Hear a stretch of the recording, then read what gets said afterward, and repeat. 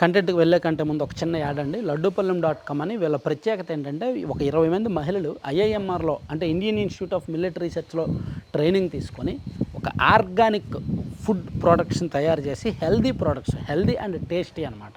మీకు ఉదాహరణకు వీళ్ళు తయారు చేసే లడ్డూలు సీడ్స్తోనూ, మిల్లెట్స్తోనూ, డ్రై ఫ్రూట్స్, నట్స్ ఒక 20 రకాలకు పైగా లడ్డూలు చేస్తారు. చక్కెర, షుగర్ వాడరు, బెల్లం పొడి, ఆర్గానిక్ బెల్లం పొడి అండ్ డేట్స్ పౌడర్ వాడతారు. అలాగే వీళ్ళ దగ్గర ఏబీసీ పౌడర్ అంటే యాపిల్ బీట్రూట్ క్యారెట్ పౌడర్ ఉంటుంది and Amla beetroot carrot powder ఉంటుంది. మునగాకు పొడి, జామాకు పొడి, డేట్స్ పౌడరు, రకరకాల హెల్దీ పౌడర్స్ ఉంటాయన్నమాట. సో పాలలో వేసుకొని వేడివేడి పాలలో వేసుకొని పిల్లలకు పెడితే మల్టిపుల్ హెల్త్ బెనిఫిట్స్ ఉంటాయి. అలాగే వీళ్ళ దగ్గర veg and non veg pickles ఉంటాయి, రకరకాల కస్టమైజ్డ్ ప్రొడక్ట్స్ ఉంటాయి, కారపొళ్ళు ఉంటాయి. ఇవన్నీ కూడా మీకు 2 తెలుగు రాష్ట్రాలకు ఫ్రీ షిప్పింగ్ ఉంది అండ్ 10% ఆఫర్స్ కూడా ఉన్నాయి. కావాల్సిన వాళ్ళు 9997839994 నెంబర్కి వాట్సాప్లో మెసేజ్ చేయండి లేదా కాల్ చేసి ఆర్డర్ పెట్టుకోండి, లేదా లడ్డూపల్లెం.com సైట్లో నేరుగా ఆర్డర్ చేసేయండి. 2 లేదా 3 రోజుల్లో మీకు డెలివరీ అవుతాయి. వీళ్ళ ప్యాకింగ్ కూడా మంచి హైజీనిక్గా ఉంటుంది, బాగుంటుంది. Thank you. అందరికీ నమస్తే అండి. దువ్వాడ శ్రీనివాస్ వ్యక్తిగతంగా మంచోడా చెడ్డోడా అనేది పక్కన పెడితే లీడర్గా అయితే ఆయన ఫెయిల్. పోటీ చేసిన ఏ ఎన్నిక గెలవలేదు, ఎమ్మెల్యేగాను గెలవలేదు, ఎంపీగాను గెలవలేదు. ఎమ్మెల్సీ అవకాశం అయితే ఇచ్చారు జగన్మోహన్ రెడ్డి గారు. పోనీ దాన్ని నిలబెట్టుకొని ఏమైనా బలమైన నాయకుడిగా ఎదిగాడా అంటే అది కూడా లేదు.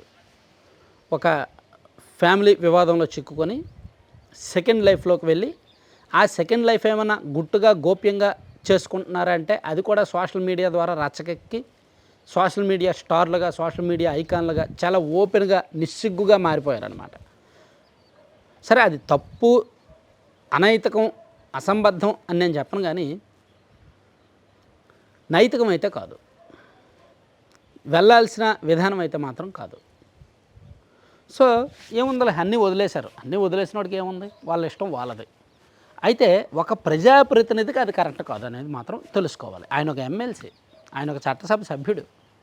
సో ఆయన వైసీపీ నుంచి సస్పెండ్ చేశారు. సస్పెండ్ చేసాక మళ్ళీ జగన్మోహన్ రెడ్డి గారిని కలిస్తే సీను నువ్వు గ్రేటు, నువ్వు తోపు, నువ్వు సూపరు, నువ్వు వచ్చి కలువు, నువ్వు మళ్ళీ మన పార్టీకి నీలాంటి వాళ్ళే కావాలన్నట్టు ఆయన ఎంకరేజ్ చేసి ఆయన మళ్ళీ పుష్ చేస్తున్నారనమాట. సరే, దువ్వాడ గారి సంగతి కాసేపు పక్కన పెడదాం. ఈ మధ్య శాసనమండలిలో వైఎస్ఆర్ కాంగ్రెస్ పార్టీ వాళ్ళు పదే పోడియం దగ్గరికి వెళ్ళి నిరసనలు వ్యక్తం చేస్తున్నారు. ఈ తిరుమల లడ్డు వ్యవహారంలో చర్చ గురించి కావచ్చు, రకరకాల అంశాల మీద ప్రభుత్వం మీద వ్యతిరేకత పెంచడానికి అండ్ ప్రభుత్వం చేసే తప్పులను ప్రశ్నిస్తూ టీటీడీ లడ్డు ఇష్యూతో సహా అనేక అంశాల మీద చెప్తున్నారు.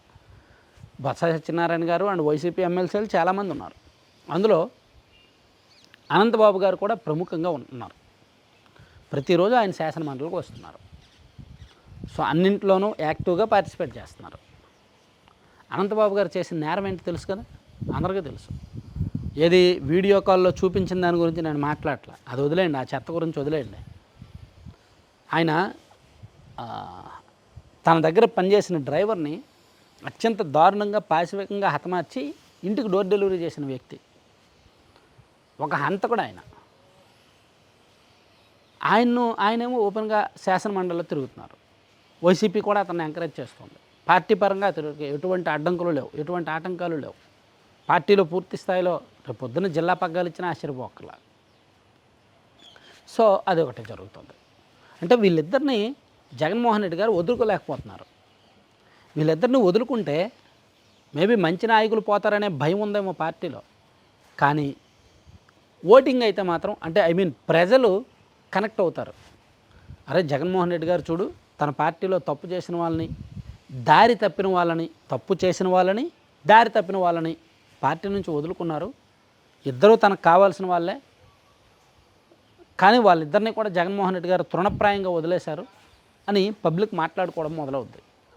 ప్లస్ మిగిలిన నాయకులకు అరే సార్ చాలా సీరియస్, సార్ ఇటువంటి వాళ్ళని యాక్సెప్ట్ చేయరు, మనం దారి తప్పితే మాత్రం పార్టీలో ఉండలేము, జగన్మోహన్ రెడ్డి గారు ఒప్పుకోరు అని మిగిలిన నాయకులు కూడా భయపడతారు, అలర్ట్ అవుతారు, జాగ్రత్త పడతారు. కానీ వీళ్ళిద్దరిని ఎంకరేజ్ చేస్తుండడం వలన మిగిలిన నాయకులకి ఒక ధీమా, నేనేం చేసినా మా బాస్ ఉన్నాడు నన్ను ఎంకరేజ్ చేయడానికి, టికెట్ ఇస్తాడు, ఎంకరేజ్ చేస్తాడు, ఓడిపోయినా ఎమ్మెల్సీ ఇస్తాడు అనే ధీమా మిగిలిన నాయకులకి. అండ్ ప్రజలకి కార్యకర్తలకు ఒక తలవంపు, ప్రజలకు ఒక అసహ్యం. ఇవేమీ పార్టీకి అర్థం కావట్లా. అర్థమైనా సరే వదిలేస్తున్నారు పోతే పోనీలే అని. కానీ అది చాలా డేంజర్ పార్టీకి. సో మరి జగన్మోహన్ రెడ్డి గారు చేస్తున్న అనేక తప్పుల్లో ఇది కూడా ఒకటి. ప్రస్తుతం వైసీపీలో జరుగుతున్న అనేక అంతర్గత వ్యవహారాల్లో, అంతర్గత తప్పుల్లో ఇది కూడా ఒకటి. ఖచ్చితంగా దీని ఎఫెక్టు, దీని నష్టం పార్టీని వెంటాడుతుంది అన్నమాట. Thank you.